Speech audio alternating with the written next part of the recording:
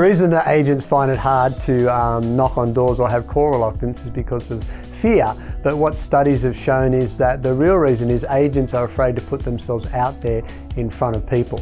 The reason why they find it hard to put themselves out there is because they have a fear of failing, they have a fear of being exposed, they have a fear of being judged, and they have a fear of not being liked by the people that they're actually knocking on their doors about or going to call. It comes from the way the brain works. So the brain operates on a homeostasis point of view, and it just wants to be comfortable, it wants things to be easy, it wants to stay in its comfort zone.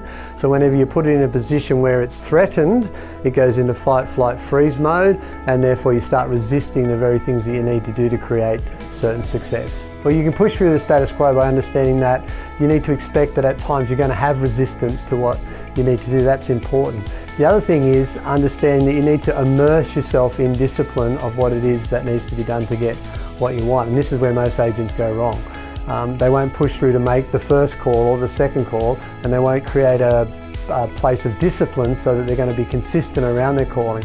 If they consistently immerse themselves in a calling regime or knocking on doors, and they push through and get to the other side, then the brain is going to get used to that habit, and therefore it's going to become easier with less resistance. What we resist persists, to me, means that what we tolerate, we accept. If we're not doing the things that we need to do to build our business in real estate, then we're tolerating certain standards, we're tolerating certain behaviours, certain actions, and certain values that we might have that are stopping us from pushing through to the things that we need to do.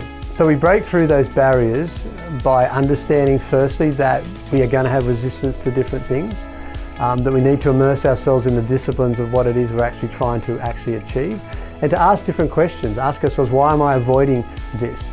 Why am I resistant to this? Why am I not taking what am I not taking responsibility now for?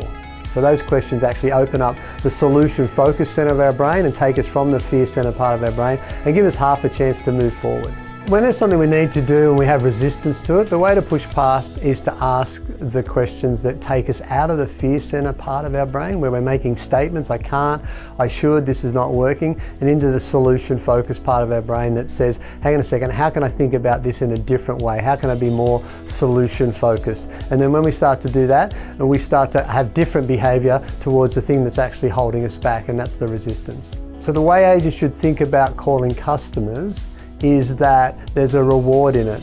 And one of the things that stops agents from calling other customers, or what contributes to call reluctance, is they see pain in it. They see it's going to be difficult, they're in the fear center part of their brain, they're scared, they're worried about what people are going to think. So what they should do is attach reward to it or attach pleasure to it. This is something that's going to actually give them a lead, it's going to give them business, it's going to contribute to their livelihood, it's going to contribute to their future.